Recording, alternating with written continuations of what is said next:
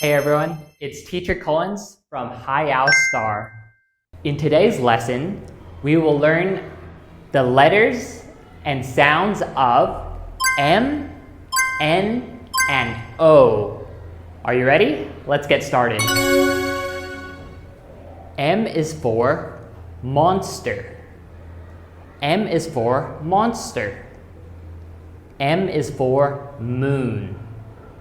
M is for moon. N is for net. N is for net. N is for nest. N is for nest.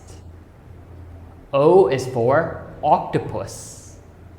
O is for octopus. O is for otter. O is for otter.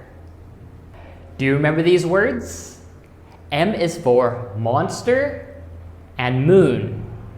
N is for net and nest.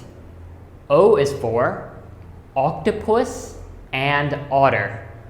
If you don't remember, you can go back in the video and watch again.